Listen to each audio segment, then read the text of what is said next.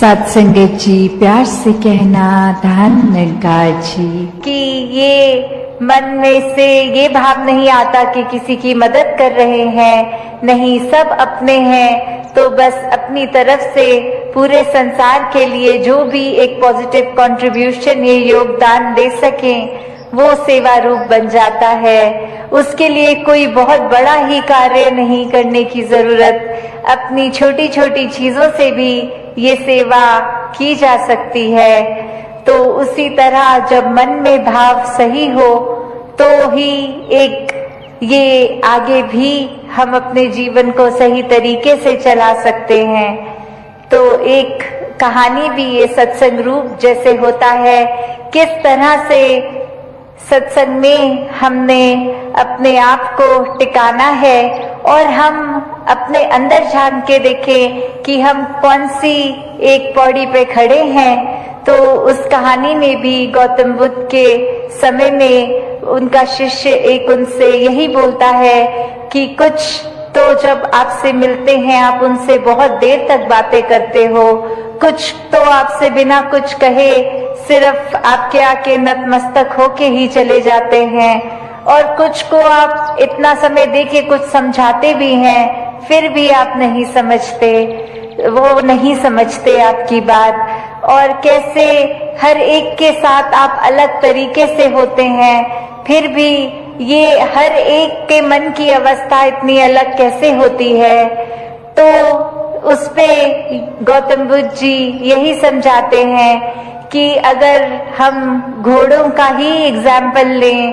तो कैसे कुछ घोड़े तो ऐसे होते हैं जिनको अगर वो चाबुक मारो पूरा दिन तो भी वो एक अपनी मस्ती में ही रहते हैं, वो काबू में नहीं आ सकते, उनको जो करना है अपने हिसाब से करते रहते हैं। कुछ ऐसे होते हैं कि समय समय अनुसार जब जब चाबुक पड़ रहा है वो समझते हैं कि अब भागने का समय है, वो भागते हैं। और किसी को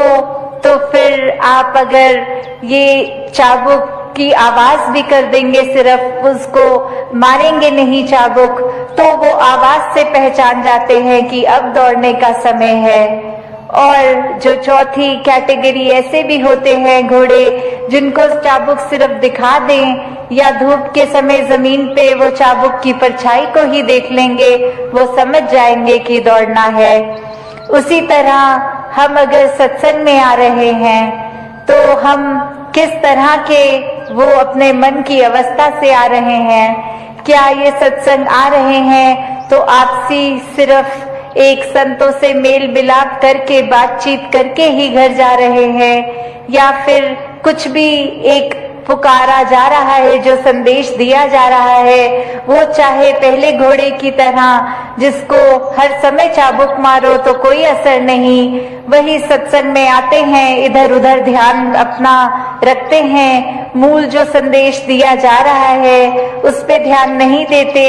फोन से फोटोएं खींच के एक इधर उधर की बातें करके घर चले जाते हैं। या फिर दूसरी कैटेगरी में जहां कभी कभी एक वो संदेश सुनाई दिया, उसको ध्यान से सुना, कुछ देर तो उस पे चला, फिर रुक गए। तो सिर्फ सत्संग के दौरान ही हमने एक अपनी अच्छाई नहीं बाहर लानी, सिर्फ आपसी एक सहयोग करते हुए एक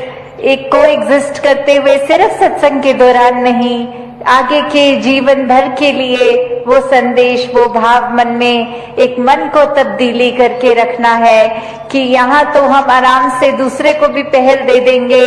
सत्संग में तो हम अपना स्थान छोड़ के दूसरों को भी बैठा देंगे, पर क्या आगे बस में ट्रेन में भी क्या हम ऐसा करते हैं कि नहीं करते। किस तरह एक वो रूप, फिर वो तीसरा एग्जाम्पल जिसको सिर्फ आवाज ही उस चाबुक की सुनती थी तो वो उतने में ही भाग लेता था कि किस तरह एक आवाज जब हम सत्संग में भी सुनते हैं, कुछ भी संदेश जहाँ जो इतने अनमोल जीवन को परिवर्तित करने के हैं, वो क्या हम संदेश सिर्फ अपने कान तक ही रख रहे हैं या जीवन में उतार के औरों के कानों तक भी वो संदेश पहुंचा रहे हैं, अपने कर्मों द्वारा दूसरों तक भी क्या वो संदेश जा रहा है। और चौथी फिर वो अवस्था जिस घोड़े को फिर चाबुक ना मारने की जरूरत है, ना वो चाबुक की आवाज सुनने की, सिर्फ वो दिखाना कि ये परमात्मा इस निराकार से इस कदर जुड़े हुए कि कहीं पे भी हो, बस एक इशारा ये जब याद आ जाता है, ये परमात्मा ये निराकार याद आ जाता है, तो ही हर समय इसी के लिए लगन में लगे रहते हैं। कभी ये परमात्मा भूलता भी है तो कैसे फिर उसी इशारे से खुद को जोड़कर इस निराकार के साथ अपने दिल की तार मिला के इसके रंग में रंग कर अपनी भक्ति को पूरा पूरा दिन इस रूप में कर सकते हैं। क्योंकि भक्ति तो कुछ घंटों की एक नहीं होती, एक भक्त तो पूरे दिन का भक्त है, पूरे जिंदगी का भक्त है। जिस प्रकार कोई स्टूडेंट होता है तो सिर्फ पहली कक्षा से 12वीं कक्षा तक, चाहे वो स्कूल का दिन हो या संडे की छुट्टी, कहलाता तो वो स्टूडेंट ही है। तो वो इसलिए नहीं कि सिर्फ स्कूल की बिल्डिंग के अंदर है तो स्टूडेंट है, नहीं, जब वो अपने घर में भी खेल कूद कर रहा है तो भी स्टूडेंट है। तो हम किस श्रेणी के भक्त हैं? अक्सर हम कृष्ण जी की भाषा में भी ये हमने सुना है, अर्थार्थी, ज्ञानी, जिज्ञासु। तो जो ज्ञानी संत हैं उनको ही सबसे ऊंची एक श्रेणी दी गई है। और ये कहा गया है कि अर्थ और अर्थार्थी तो सिर्फ एक मटीरियलिस्टिक चीजों से ही जुड़े हैं, एक डर से जुड़े हैं कि भक्ति नहीं करेंगे तो ये नहीं प्राप्त होगा, या अपने शरीर, अपने आर्थिक एक सामाजिक रूप में ठीक जिंदगी चले इसलिए डर के भक्ति कर रहे हैं। और फिर एक जिज्ञासु कैटेगरी आती है जहाँ एक ये अंदर मन से कि ये परमात्मा क्या है, हम क्या है, हमारा इस परमात्मा को जानना क्यों जरूरी है, ये परमात्मा कहाँ है, ये कैसा है। जब वो श्रेणी आ जाती है, उसके बाद जब ब्रह्म ज्ञान की प्राप्ति हो जाती है तो वो उत्तम ज्ञानी भक्त,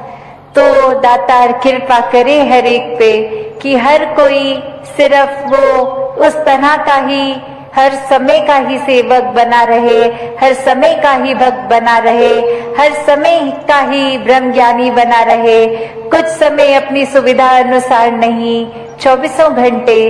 तो दासी और समय ना लेके तो करते हैं, पर उसके ही रंग में रंगे रहेंगे अगर हर समय, तो ये जो असली दात है, जिस तरह ये जगह का नाम भी हमीरपुर है, तो हम अमीर, तो कैसे एक ब्रह्म ज्ञान की दात जब मिल जाती है तो वो सच्ची अमीरी है।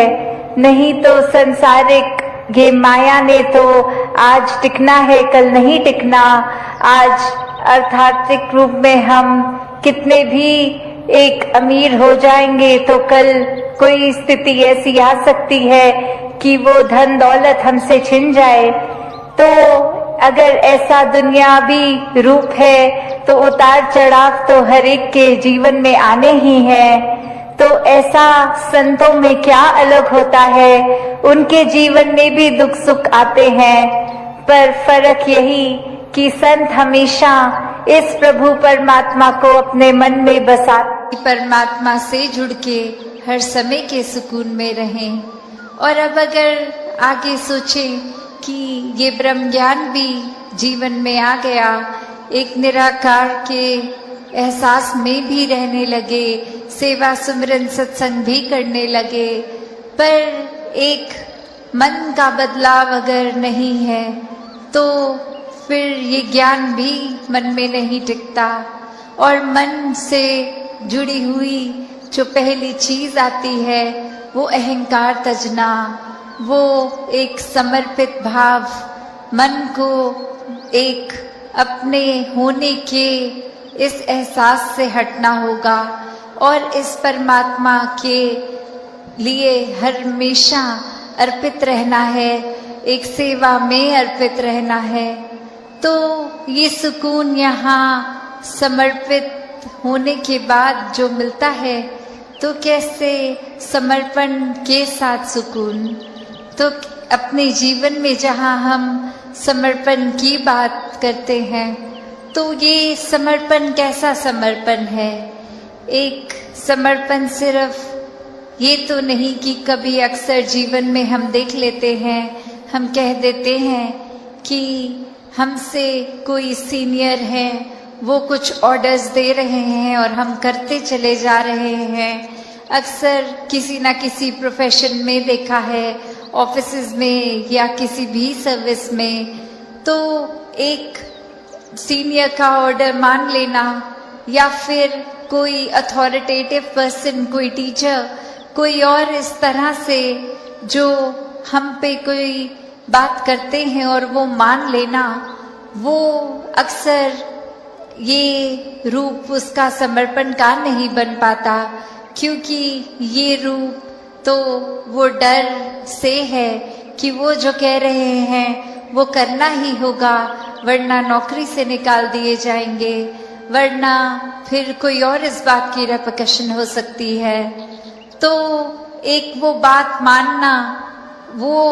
हर प्रोफेशन में हो जाता है, पर मन वहाँ समर्पित नहीं होता। वो किसी भय के कारण या किसी और अन्य कारण से समर्पण होता है। तो यहाँ समर्पण होना मतलब एक दिल में प्रेम को रखते हुए प्रेम से समर्पित होना, ये प्यार से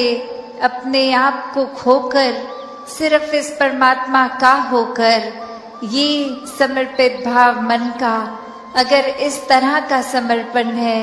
तो वो मुबारक समर्पण है। तो कैसे एक अक्सर बात ये होती है कि हमने समर्पण अगर कर दिया, तो ये जो इतने सालों में अक्सर अगर हम सोच के भी देखें कि छोटी उम्र से ही पढ़ते लिखते एक डिग्रियां मिल गई, एक हमें कोई और उपाधि मिल गई,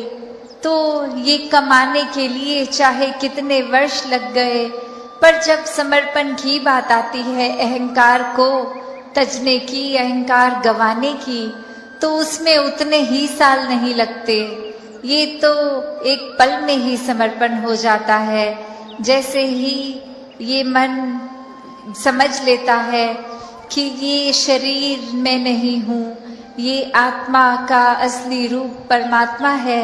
और शरीर ने तो अपनी यात्रा कुछ सालों में करके इसका एक विनाश हो जाना है, तो कैसे ये समर्पित जीवन जिया जाए जब तक जीवन है। सात संगत जी, धन निरंकार जी।